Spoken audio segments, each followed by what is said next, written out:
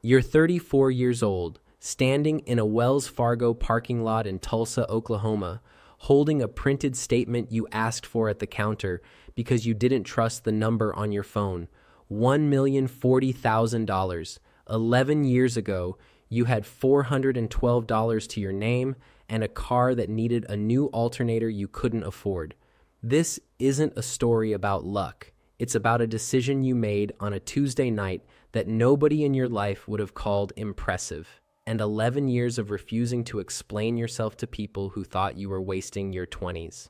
Let's start at the bottom, because the bottom is where the real story is. You are 23, living in a one-bedroom apartment outside Tulsa with a roommate named Marcus. You work at an auto parts warehouse, $12 an hour, no benefits for the first 90 days, $412. That's the number in your checking account the night your car makes a sound it's never made before. The alternator, $300, maybe more. You take the bus to work for 6 weeks after you sell the car for parts. People at the warehouse notice. A 23-year-old man riding the city bus to an auto parts job says something to people, whether it's true or not. The Federal Reserve's own survey data says roughly 37% of Americans couldn't cover an unexpected $400 expense without borrowing. You weren't an outlier. You were the median, standing exactly where a third of the country was standing that same week. 3 weeks after the alternator, you're sitting on the apartment floor doing math on the back of a safety pamphlet, because the one chair in the living room is Marcus's, and he's in it. You open a bank account and set up an automatic transfer, $20 a week, into an index fund.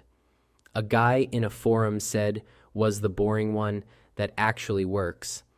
Marcus laughs when you tell him, not cruelly at first, but 3 months later, when he's short on his half of the rent and asks to borrow $60, you don't hesitate.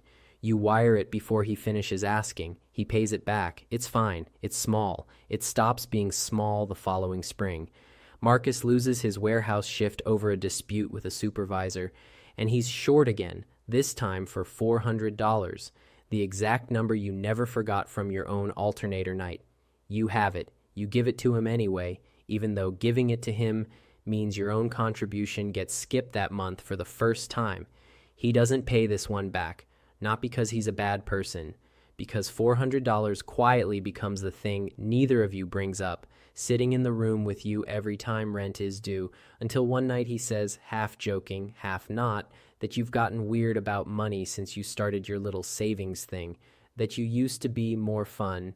You don't say anything back. You just start the transfer again the next payday, $20, like nothing happened, because something in you already knows arguing about it will cost you more than the $400 did. You are 27. The account has crossed $19,000. Then the market drops hard, the kind of correction that leads the evening news. Your $19,000 becomes $14,000 over 6 weeks. Marcus finds out somehow, the way roommates always know more than you think, and he says it plainly one night in the kitchen. Told you that stuff wasn't safe. You almost sell that week. Not because the data tells you to, because a person you live with, someone whose opinion still matters to you more than you want to admit, is standing in the kitchen sounding relieved that you might have been wrong. You don't sell. You keep the $20 going every single week through the entire drop, buying shares while they're cheaper without ever telling yourself it's a strategy.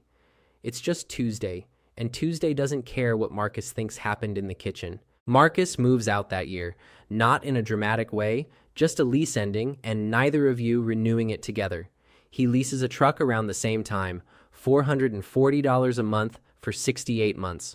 You get your own place, small, $200 more than the old rent, and you raise your contribution instead of upgrading anything else. You don't see Marcus much for the next 2 years. When you do, at a mutual friend's barbecue, he asks how the spreadsheet thing is going, and there's an edge in it now that wasn't there in the beginning, something between a joke and a real question he's afraid of the answer to. You meet Sarah at that same barbecue. She works logistics for a distribution company, sharp, direct, the kind of person who asks a real follow-up question instead of moving the conversation along when something gets uncomfortable. When she finds out about the account, $81,000 at that point, she doesn't laugh and she doesn't get quiet the way most people do. She asks what fund you're in because her own retirement account at work has sat empty since she was hired 3 years earlier.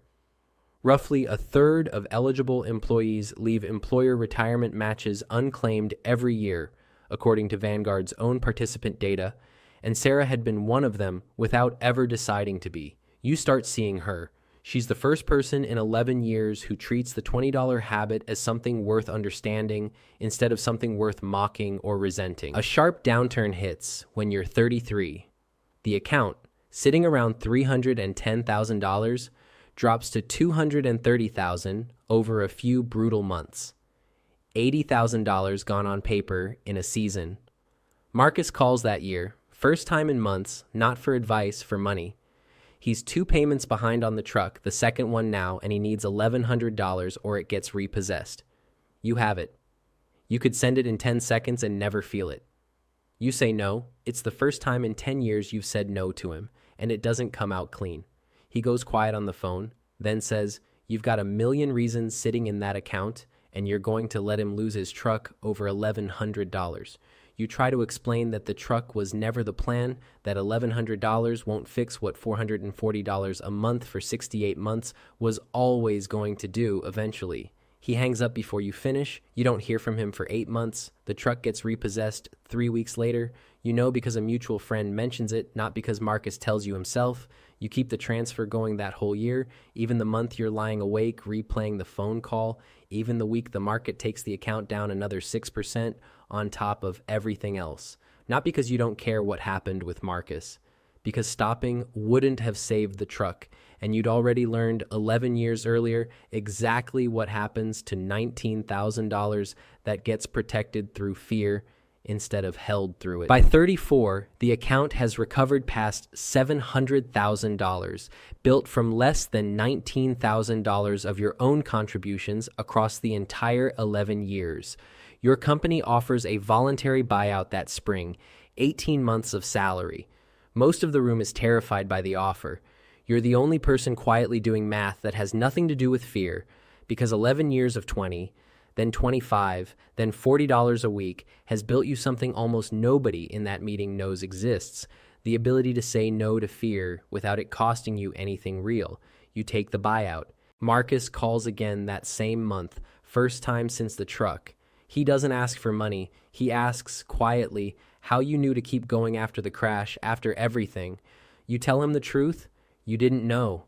You just kept doing the same $20, whether it felt smart or stupid that particular week for 11 years, and stopped needing it to feel smart at all.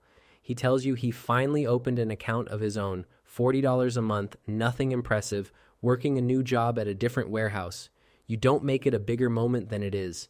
You just tell him $40 a month for 11 years is a different life than the one either of you had at 23, and let him find that out on his own time, the same way you did. Which brings you back to the parking lot.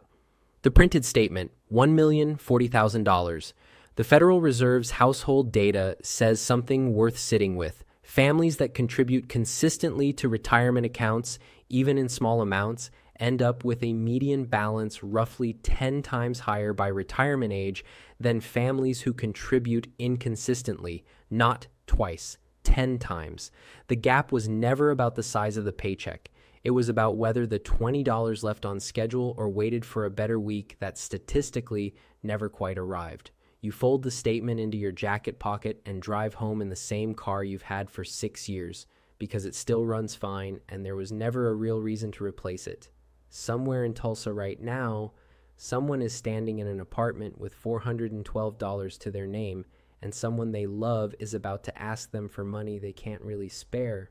The honest answer, the one this story took 11 years to prove, is that the $20 decision matters more than either the crisis or the person asking.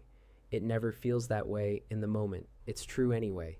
If you're standing at the bottom of your own number right now, subscribe if you want to see how far the boring decisions actually go.